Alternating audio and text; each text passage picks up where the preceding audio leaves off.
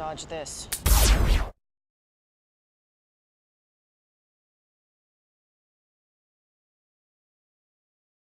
We're here today on August 5th, 1993, with Colonel L. Fletcher Prouty, Air Force retired, to discuss various incidents in history that were so formative in post-World War II U.S. history, politics, power, and to look at things in more detail than is commonly done throughout the media in this day and age. One thing that I've always felt you provide a great deal of solid information on that is never discussed is the whole formative event of the Kennedy administration, which is the Bay of Pigs. And citing the letter to the president that was written by the 4 people that he convened to study what went wrong with the Bay of Pigs. There's a great deal in that committee, the testimony that they heard from people, the way they operated, that is never talked about, that is crucial, it seems, to understanding how Kennedy got his sea legs, so to speak, when he became president, in seeing how things weren't working right with the failure of this operation.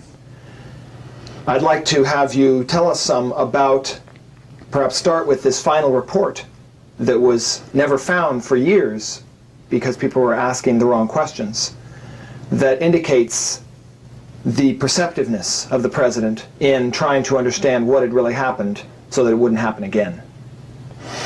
You know, it's an awfully good approach to the problem, because very few people have studied the Kennedy period before his death, or even have known much about Kennedy before he was elected president. You know, he came right out of World War II with a busy career during the war as a naval officer.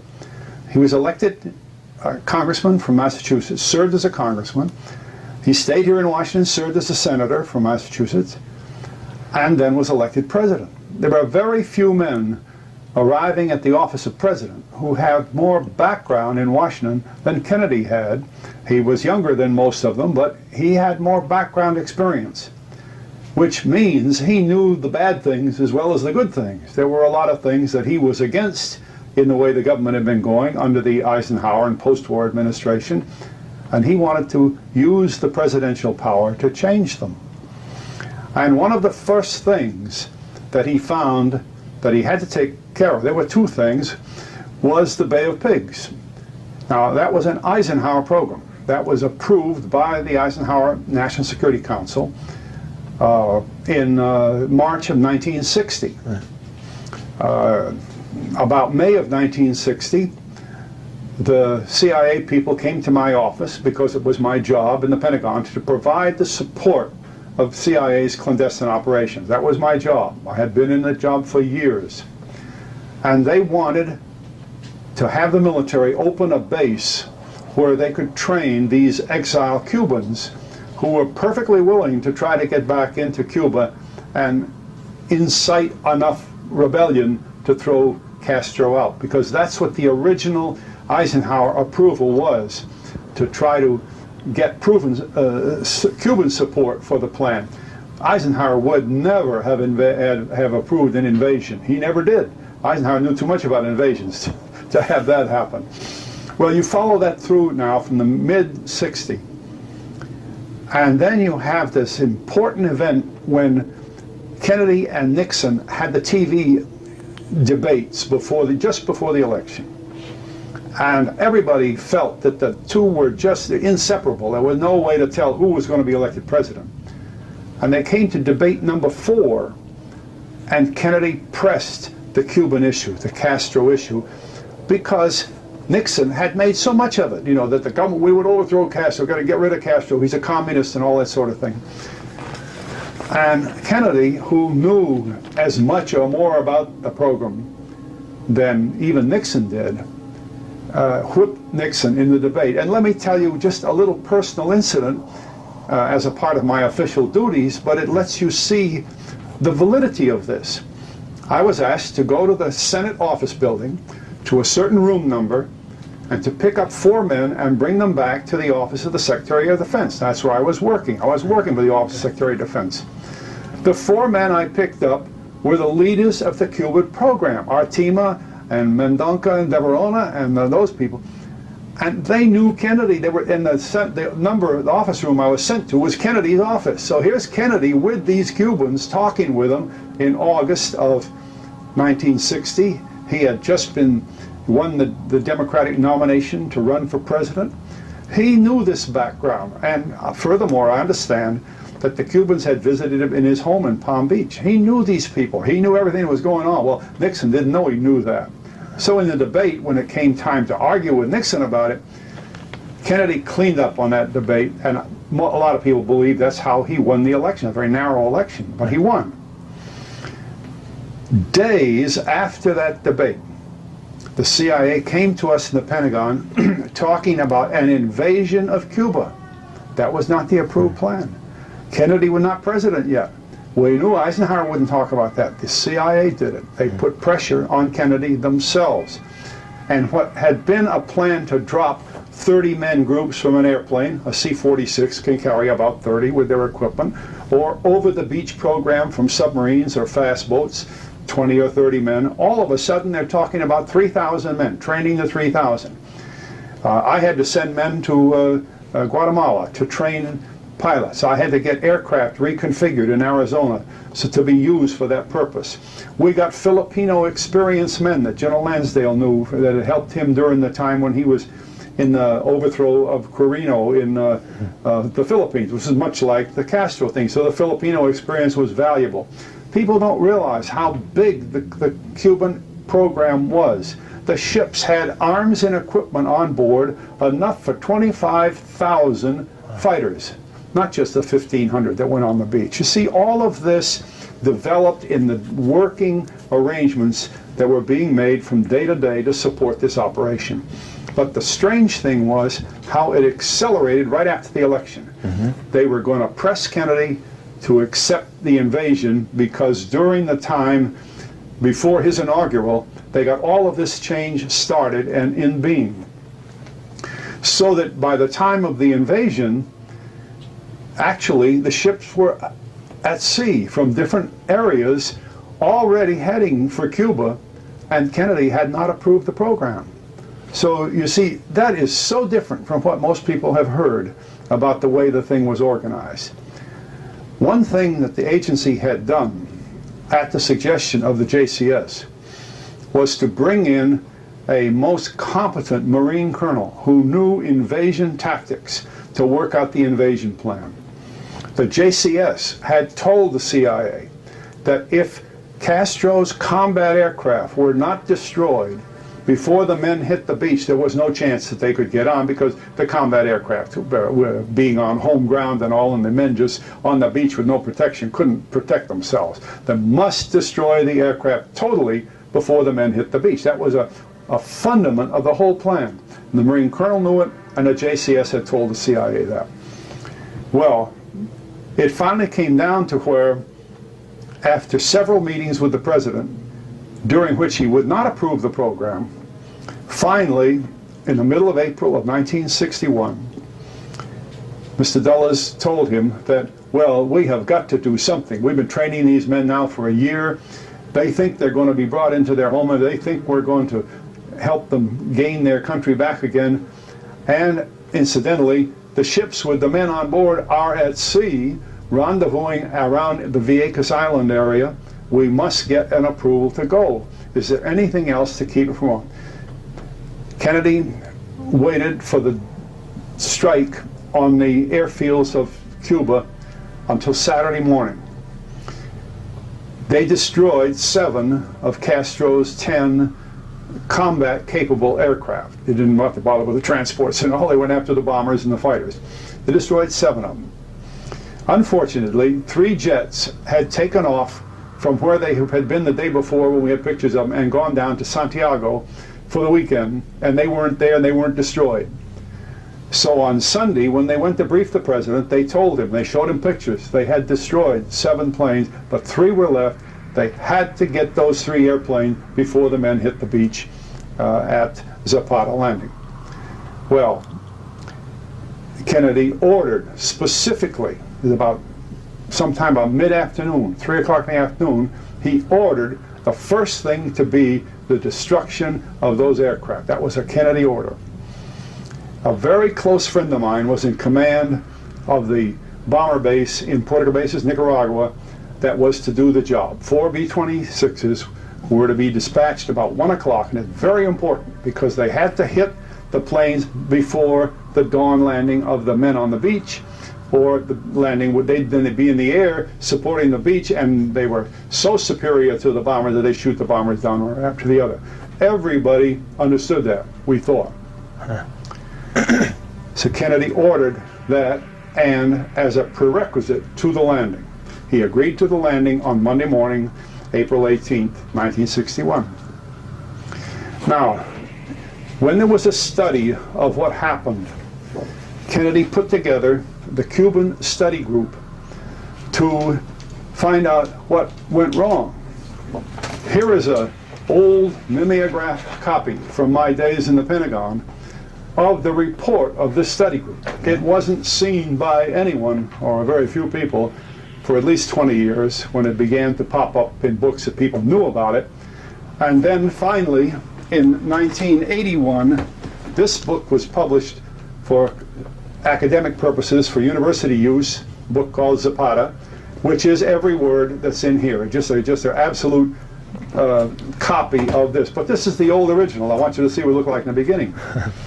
And when the Cuban study group questioned the people that came before as to what happened and why didn't we succeed with the Bay of Pigs program, they ran into a most interesting situation because, first of all, Kennedy and his advisors were very adept at this organization. They really did a good job.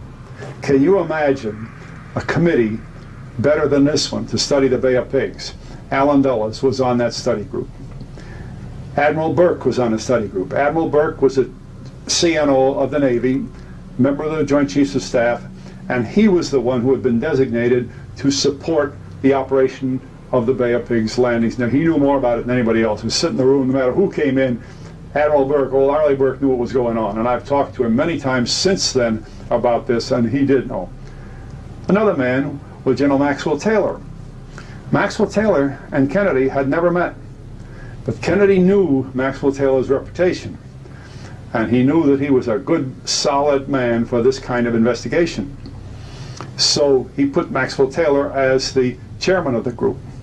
But there was a fourth man, and as my friends would tell me when they'd come back from the hearing, I knew almost all the guys that went in there. My office was only about 2 doors down from where the committee was meeting in the Pentagon. They'd come back and they'd say, you know, those 3 guys are pretty tough, but it's that little son of a gun on that straight back chair in the corner that's really watching it with beady eye, doesn't say anything. Well, that's Bobby Kennedy. Can you imagine? Bobby Kennedy, Maxwell Taylor, Arleigh Burke, and Allen Dulles to study what went wrong with the Bay of Pigs. Now, they were even sharper than that, because by that time, Maxwell Taylor and my boss, General Lemnitzer, and Arleigh Burke had made up their mind that this was the last time that the CIA was going to get into a major operation. They weren't the right people to be running military-type operations. So they brought in other competent people to provide them with information that they would provide to Kennedy in this report. And one of the best things they did, one of the people they brought in that was really important, was General Walter Beadle Smith. Now, people who remember World War II will remember that he was the chief of staff for Eisenhower for the invasion of Europe and the whole European operation of World War II. A very competent, experienced, reliable general. And immediately at the end of World War II, Walter Beadle Smith had been sent to Moscow as the American ambassador to the Soviet Union. Well, of course, they were our partners through the war. It was a very friendly relationship. Smith was highly regarded by the Soviets as a general that had helped them defeat Hitler and his German troops. So it was a great assignment for Smith. He learned a hell of a lot from that. And so what did he do? From Moscow, he was assigned to the new Central Intelligence Agency. And he became the director of Central Intelligence. A lot of people don't remember that. Under Truman. Under Truman, yes. And as the director of Central Intelligence, all the CIA people knew him very well. They knew that he knew things, they knew he was tough, and that they couldn't get around him. So what did they do in the Zapata program? They bring General Smith in. He didn't have anything to do with the Cuban program, but he was pretty useful because, among other things, and this probably tips Kennedy's hand as close as anything I can think of in trying to study what happened. Why was Kennedy killed? What brought up the pressures and the power and the intense feelings against Kennedy that would cause people in power to make the decision to get rid of him? But it begins with this sort of a thing. In response to questions about running something like the Bay of Pigs, Smith said clearly, a democracy cannot wage war. When you go to war, you pass a law giving extraordinary powers to the president. The people of our country assume, when the emergency is over, that the rights and the powers that were temporarily delegated to the chief executive will be returned to the states, to the counties, to the people. Pretty fundamental statement from a major, not I mean a full general, but from a major general, an important man. Right. He went on to say now about Bay of Pigs, I only know what the papers say, but covert operations, and he knew a lot about them, he'd been to DCI, can be done up to a certain size. Right. And we've handled some pretty large operations. By that he meant, if it's not more than 2 or 3 people, it can't be a secret anymore. In fact, the New York Times had carried front page headlines saying the U.S. government was supporting the exiles against Castro in March of 1961. It was already all over the papers. He's pointing that out as a mistake. But then Smith begins to get to the point. He said, I think that so much publicity has been given to CIA that the covert work might have to be put under another roof. And he was pretty explicit about that. He'd say, it's time we take the bucket of slop and go out and cover over it. Well, what something like that does is put in the president's mind the words from a man that knew everything there was, and from the time he heard that from Walter Beetle Smith by way of his Cuban Study Group committee, you know he had one thing in his mind: he's going to get through with the CIA in that kind of business. And let me just read you what General Taylor presented to the general when that was over. When the Cuban Study Group had completed its work, Right. they had agreed unanimously with their own report. Even though Dulles was on there, it was a unanimous vote. Even though Bobby Kennedy was on it, it was a unanimous vote. It ended up as a letter to the president on the 13th of June, 1961. Their work was done very quickly. And one of the dominant things to come out of it was a paper that President Kennedy signed personally and sent directly to General Lemnitzer, the chairman of the Joint Chiefs of Staff. He didn't send it to the State Department, to Dean Rusk. He didn't even send it to McNamara, which all correspondents ordinarily would go through, and he didn't send a copy to CIA. So you can see that Kennedy was saying to General Lemnitzer, chairman of the Joint Chiefs of Staff, this is what I want done. Now, in the procedures of how you do these things in the Joint Staff, where everything is very formal, it just happened that I was the officer that the director of the Joint Staff gave this paper to from the White House and said, prepare a briefing for the chiefs. And I did, so I'm very familiar with it. And I'll only read a paragraph, but you don't have to read more. The President informed the Joint Chiefs of Staff that the President regards the Joint Chiefs of Staff as his principal military advisor, responsible both for initiating advice to him and responding to a request for advice.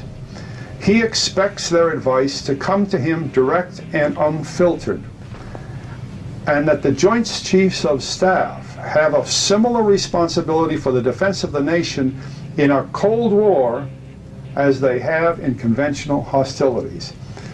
Now, in the terminology of the government, to say that the Joint Chiefs of Staff have that responsibility in the Cold War, he's saying the CIA will no longer have that responsibility. You see? That was a stroke of the pen that was as powerful as a thunderclap. And when I read that to the Joint Chiefs of Staff, you could have heard a pin drop. And I was told, Colonel Prouty, take that back to the files. When we need it, we'll call you. You know what that meant? They were going to wait until the situation had been completely prepared for this next step forward, because that's a major change. They understood the implications. Yes. They realized, how can the military in uniform go into covert operations?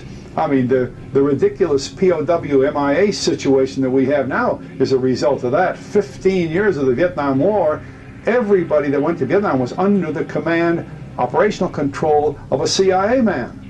Well, then how can he be a prisoner of war? He's a spy. And that's what the enemy thought. They didn't give a darn about all the fine print. Right. So you see, the Chiefs of Staff knew that. So for the next few years, Kennedy studied this situation and prepared the ground for it. But this is why I feel that the key, the beginning point in the troubles that Kennedy had with many points of power began with this situation, because he signaled clearly, with the assistance of General Smith and the others, that he was putting the CIA out of this business and turning them back to intelligence only. And of course, the law that created CIA never gave him this authority in the first place. So he was right, and he knew that law. That's why I say the Bay of Pigs is the key to the problems that came later. One other thing in that is the question of the miscommunications, apparently, that occurred come Sunday afternoon, Sunday evening, that seems to have centered around McGeorge Bundy, his special assistant. There is a common misunderstanding about that business. Among the people called before this Cuban study group, the 4 men that I mentioned to you, was the advisor to the president, Mr. McGeorge Bundy. And he, I believe, visited them 3 times, and they also accepted written material from him. It was a pretty thorough contact between the committee and Mr. Bundy. And then in their conclusions, which anybody can read, they pointed out that it was their opinion that the most significant reason for the failure of the Bay of Pigs was the fact that this airstrike that Kennedy had ordered on that Sunday afternoon, the day before the landing, was canceled.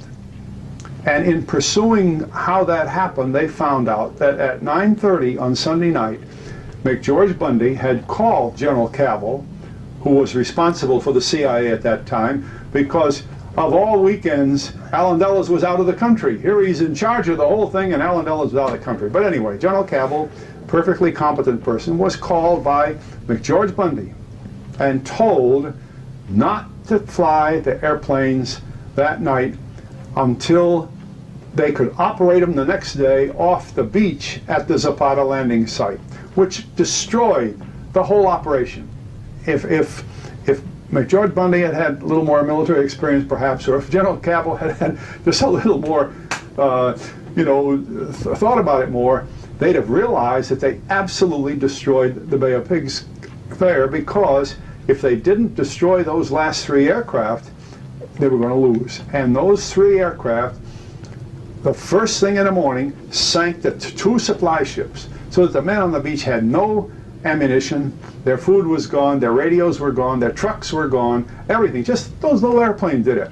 And during the period that the men were on the beach, they destroyed 16 B-26s. In other words, just raised havoc with the whole operation. So it's obvious the study group, when Maxwell Taylor wrote his letter to the president, he said, our conclusion is that the principal reason for the failure was the failure to carry out the mission that the President had ordered to destroy those last 3 planes. Why did Bundy give that call? There have been a lot of collateral points. The paper I've read to you does not elaborate on why he did it. But with Bobby Kennedy in the room, you know very well that Bundy couldn't say such other things as, oh, the President told me to do it, because Bobby would have known that wasn't true. Right. So he couldn't say that. And perhaps Bundy's inexperience in military matters, I don't know, I couldn't make an excuse. All I know is he called Cabell and said, don't fly it. And that's on the record. I don't say that, I read it from the record. Because there's that other place that we put the yellow post-it in there that was the actual base conclusion of their sense of why it had failed, which is never talked about. This is never articulated anywhere in newspapers or anything if the Bay of Pigs is ever discussed. Yeah. You know, that's a problem too, because there are many books written about the Bay of Pigs, and some of them were written after 1981 when Zapata had been released. Up to that time, this kind of thing was not available. I had it, but I don't know anybody else that had it. But so that they have never quoted the exact words. And to be sure that we understand exactly what the study group found, I will read you the words that they sent to the President. It's item 43 in their report, and it simply says, at about 9:30 p.m.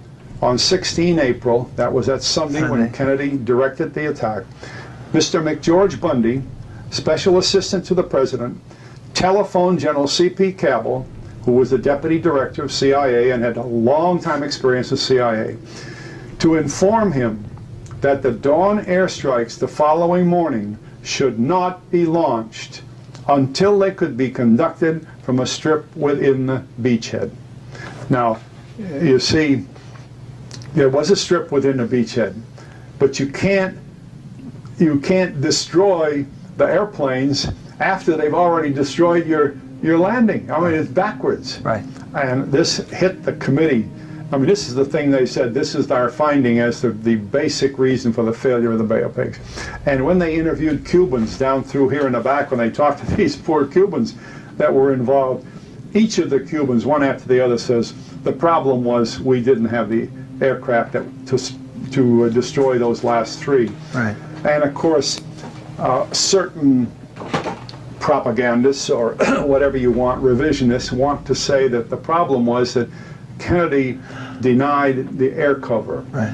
There was no air cover in the plan because the plan was written and approved by the JCS to destroy all of Castro's aircraft first. Right. You don't need air cover if they have no planes. See, the plan was built on that idea. And people say that he should have provided the air cover.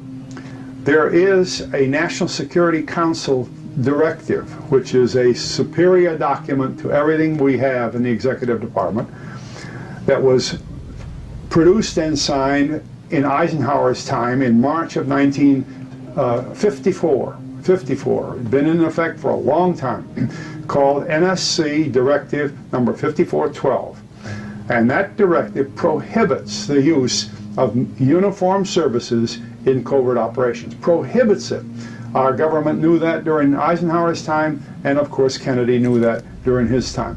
That precluded the use of military in a clandestine operation. And that's the kind of thing that General Smith was referring to. You can't mix the two. You can't put the military in covert operations. And we're having trouble with that today. Is our operation in Somalia, is that considered maybe a covert operation, or is it a military operation? How are we running? Are the people that are flying the airplanes considered military, or are they considered some kind? We don't have a place in the middle of those. This is what the government's trying to work out at the present time. What is the role of the military? Even in the Vietnam War for 15 years, the military that were used before 1965, and you know it started in 1945, the first American was killed in Vietnam in September 45. For those 20 years, all activity was covert. It was under the CIA. So that's what we're going back to the program here. And Kennedy knew that it was against the government policy to use military active duty air crews in such a landing as a covert operation, because it immediately would reveal the hand of the U.S. government in an operation against a sovereign country, and that's not permitted. So the people that throw the idea of Kennedy's failure to provide air cover are just unaware of the situation that existed legally, in practice, and in the way you use military in this country. We agree with those laws and international agreements, and we don't do it the other way.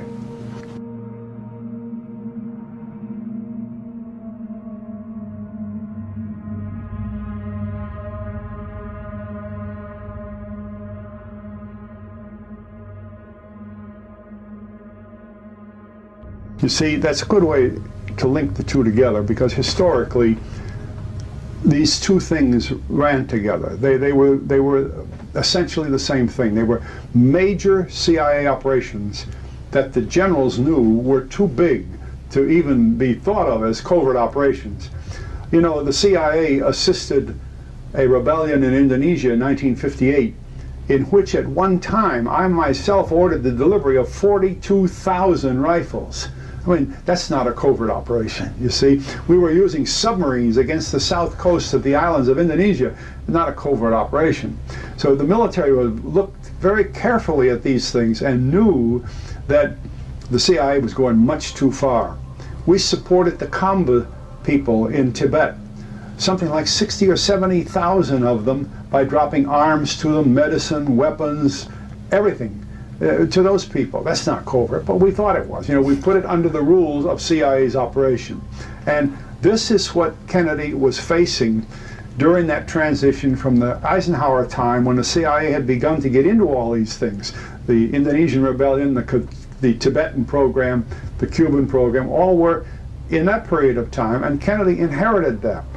And at the same time, General Ridgway, who died just a week or two ago, told Kennedy clearly, don't ever let Americans come into Asia. Don't ever bring American soldiers into Asia. And General Bradley, I used to be General Bradley's personal pilot, and I know the gentleman, one of the finest men ever put a uniform on. He gave Kennedy the same answers. Eisenhower, in this book here on the foreign relations of the United States, says how bitterly he opposes the entry of American divisions into Vietnam. If I've tabbed that page, it's very interesting. This, by the way, is the foreign relations of the United States, Vietnam, August to December 1963, zeroing right in on the peak of the time of Kennedy's involvement in the planning for the future in Vietnam.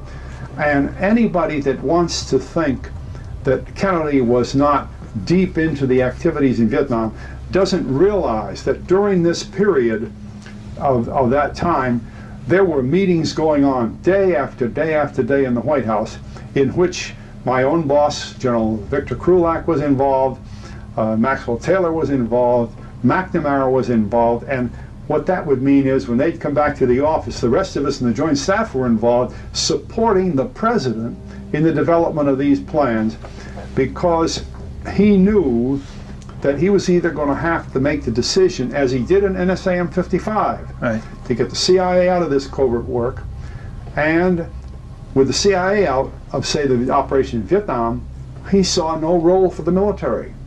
And it was perfectly logical from the Kennedy point of view and from what the Joint Chiefs of Staff had told him, that we should not be in Vietnam. And when he wrote this document, which, because of our movie JFK, Oliver Stone's work, where we introduced the subject of the National Security Action Memorandum number 263, right, which was written and signed on October 11th, 1963, saying that all American personnel would be out of Vietnam by the end of '65.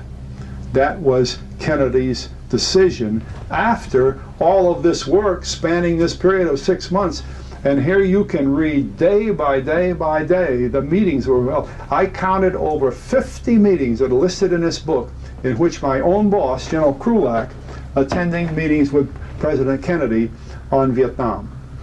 And as Kennedy worked his Vietnam policy out during that period, he arrived at what you might call a scenario. He wanted to be sure everybody understood what he was doing. So he sent General Krulak quickly to Vietnam. The idea being, published in the papers, that he was going to get the last minute word in Vietnam to see how things stood. That was in late August, or? Late August. I think he actually traveled in September, Okay. because I myself was sent to the SINCPAC headquarters in Hawaii to meet with Admiral Felt, and I have yet never revealed the reasons for that meeting, but the two had a very strong, I was doing a lot of writing for General Krulak, and they were very much related. And when General Krulak came back, he met with Kennedy and discussed up to date the things he heard from the people out there, which of course we knew by telephone anyway, but it made the scenario more reasonable. And so immediately Kennedy ordered Maxwell Taylor and McNamara to go to Vietnam. And so they went late in September, I believe it is. After a very busy flying trip, going all over the country, talking not only to President Diem, but to his opposition, because by that time Diem had some serious opposition in his country, they came back. Well, they had brought a big trip report for the president. Now, it's absolute fantasy to think that two busy men like General Taylor and Mr. McNamara are going to make a quick flying trip all through Vietnam, traversing the Pacific Ocean and everything, and write a great trip report while they go. It would be written right in the Pentagon. But more importantly, it was being written as a result of these meetings, and Kennedy was dictating the policy daily to these people that he met with. His staff in the White House, people from State Department, people from CIA, and the military. And when McNamara and Taylor got back to Hawaii, a jet carrying the report landed in Hawaii and gave it to him, a big document, big, with leather covered, with President John F. Kennedy on the cover and all that sort of thing. They couldn't possibly have done that while they were traveling. And then they had the time to review the report as they flew back to Washington, usually a 8-hour, 45-minute trip in those days, in one of the Air Force One aircraft. And they left Andrews Field in a helicopter. They arrived on the White House lawn and presented it to the president. It had just left him about 2 days earlier. And here was the trip report. That's October 2nd of 1963. And that trip report contains the information that Kennedy had approved, that he was going to bring 1,000 men home by Christmas time. That's 1,000 military men. And by the end of 65, the bulk of U.S. personnel. Now, bureaucracy is an interesting thing.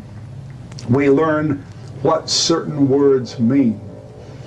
If he had said he would bring home the bulk of American military personnel, you would assume that the military personnel were there. So he'd bring them in. And most people who write about that period say Kennedy was going to bring home or not bring home. He was going to, they used the word they were going to withdraw the soldiers. Well, they weren't going to withdraw them. They weren't there. Withdraw is not the word. That's wrong. And many people have been writing for The Nation magazine and other magazines like that, trying to explain Kennedy's mind, overlooked the fact that we very carefully inserted into that document, bring home the U.S. personnel. And what did that mean? The CIA people were coming out. So again, that lowered the boom on the CIA, and this time it was the last time. They were going to be out of covert operation completely. So NSAM 55 began the movement of getting CIA out, and 263 closed the book on it, and by 65 he would have had no CIA people in Vietnam at all, and they'd been there since 45. So you see a good long period of time, 20 years. And in other countries too, he would have stopped them from being in covert operations overseas. It's very fundamental points that if you look in the right books and at the right reports, you get them all, and they're all backed up. These are not my words. I happen to be there, and I happen to be working in them. But this series, especially this latest book that has just been released, gives you the answers to what people have been looking for years. But the trouble is that during this period, countless history books have been written about Kennedy, about Vietnam, about the post-war period, about the Cold War. And the writers have not used this sort of material. And unfortunately, the books are, what would we call them, fantasy or mythology? Concoction. Incorrect. I belong to the Society of Historians for American Foreign Relations, a wonderful organization of thousands of mostly history professors all throughout the country. And as we have our annual meetings, one of the complaints that arises more frequently than any other is the quality of history books today. Quality meaning, are they true? Are they revisionist? There's more things been written about Kennedy that are absolutely untrue since his death. There's no sense of killing a guy twice, once with a gun and once with a typewriter. And they're untrue. And what I think people ought to do is refer to the work of these generals, like this report at the Bay of Pigs, or refer to these papers from the State Department. They're listed as the Foreign Relations of the United States, and see what the facts are. Or refer to some of the gentlemen that are mentioned in here who are still with us, God bless them, because those are the important things. And that tells us what really happened. And this is why when I worked with Oliver Stone, we were working from this kind of paper, and that's what stirred up so much opposition. Because when these big-time writers in the New York Times and the Washington Post and other papers said, there is no substantive history to back up what Stone's putting in the film, all I need to do is read these books. There's the substantive history. And it's appalling to think that these men who work every day on the minds of the American public with their computer writing through the New York Times and the Washington Post and the rest of them are telling us that sort of thing when they know very well what they're saying is not true. It's too bad, but it's not true. And as you were saying before, the Taylor-McNamara report, which became, in essence, the formalized text for 263, you were involved working under Krulak in writing a lot of what became their report that they gave back to Kennedy when they arrived on the White House lawn, that was derived from all these meetings. Yes, and you know, people have to understand, when you talk about the Joint Chiefs of Staff, there's an organization called the Joint Staff. Now in my day, by law, it could not exceed 400 people. And so I was one of 400. And people say, well, what's your job? Our job is to do this kind of thing. When General Krulak would come back, he'd throw notes on the table before 5 or 6 of us, or even tape record, cassette recording. And he'd say, there's what we did today. Now look, each one of you do such and such a part you've been working on, and we'll get this report the way the president wants it. Wow. And when it was the way the president wanted it, that's when it went out to Hawaii to Taylor and McNamara, so that when it came back, the president was ready to sign it as his policy for Vietnam, which was he was not going to put American troops into Vietnam. Where we put, do you know how many troops were really in Vietnam? 2,600,000.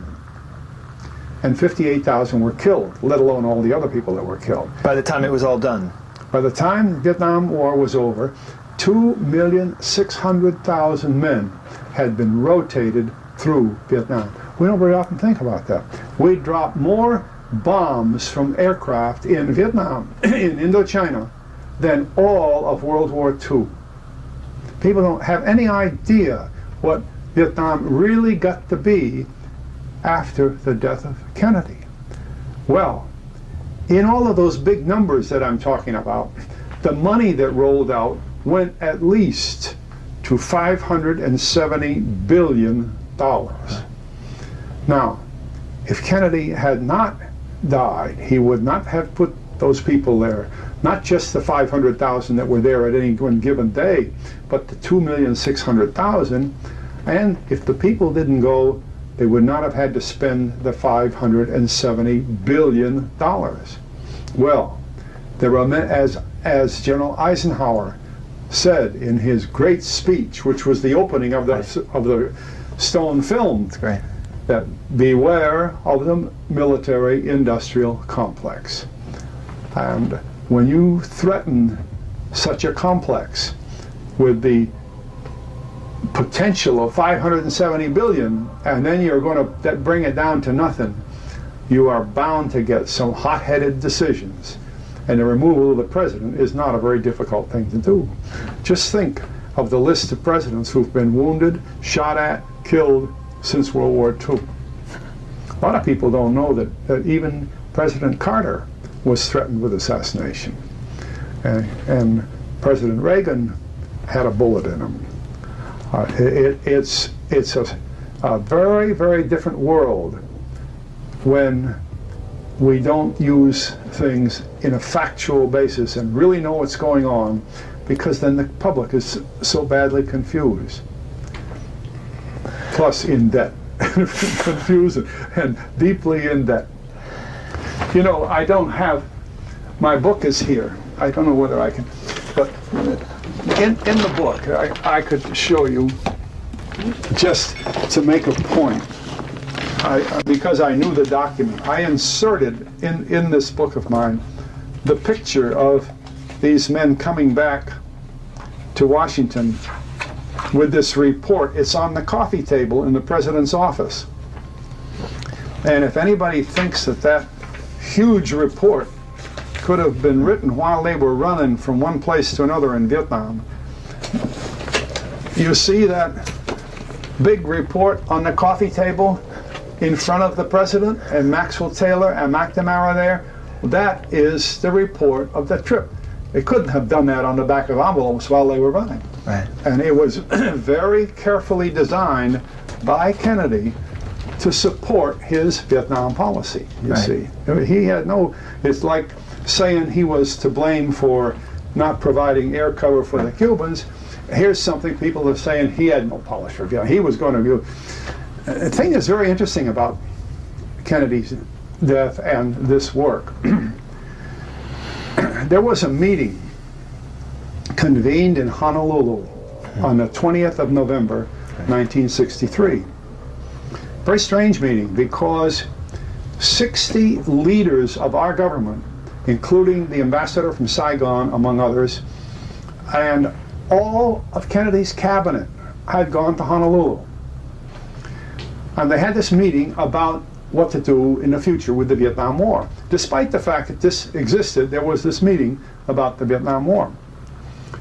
The interesting thing is that the report that they released that day, November 20th, and published in the New York Times, among other papers, on the 21st, is a glowing report of how things were becoming better in Vietnam.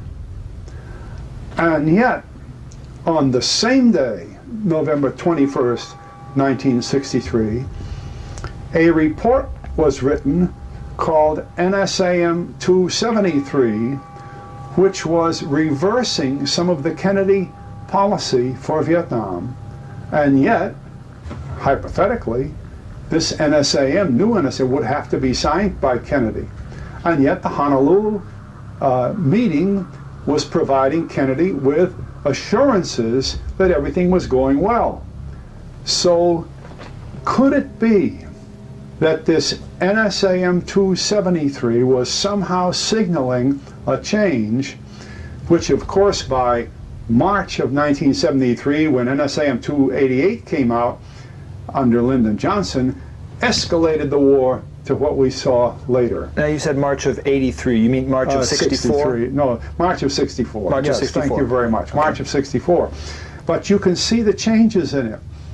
And some of these people have said, again referring to the Kennedy policy of not putting America, not withdrawing America, but not putting Americans in. Withdrawal was bringing the boys home for Christmas, but not putting them in.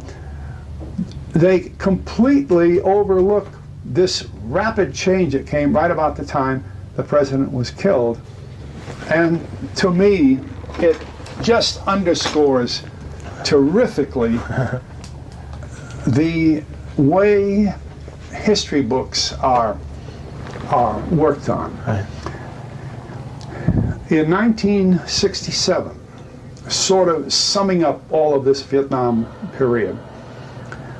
Secretary McNamara of the Defense Department ordered a group to write the history of the U.S. in Vietnam from 1945, notice the date he picks, 45, to the present. And the present would be, when they got it done, the end of 1968.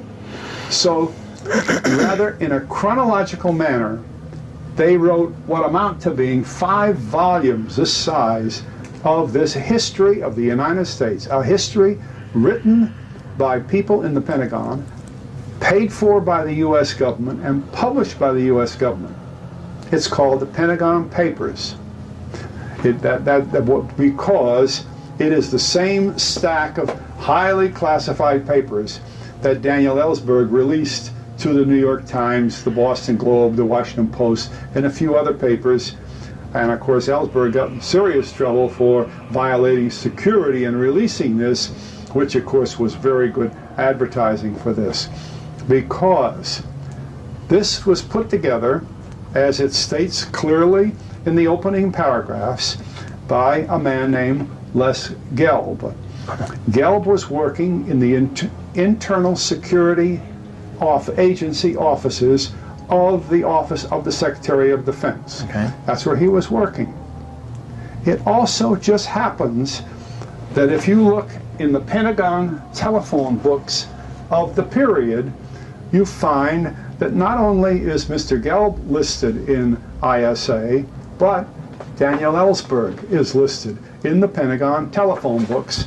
And anybody that has enough interest to want to read history should just look in these books, because a lot of other nice names in here. General Richard Secord was working in the same office. Mr. Eagleburger, the State Department, was working in the same office. ISA. ISA. Bill Bundy was working. Bill Bundy was the head of it for a while. ISA. They had a little robin's nest there that was bringing out all these things. But something that I want to emphasize on this business of history, because most history professors, and therefore, unfortunately, most history students, believe that the Pentagon Papers are the essence of the Vietnam War period, and that if they study these, they know what went on.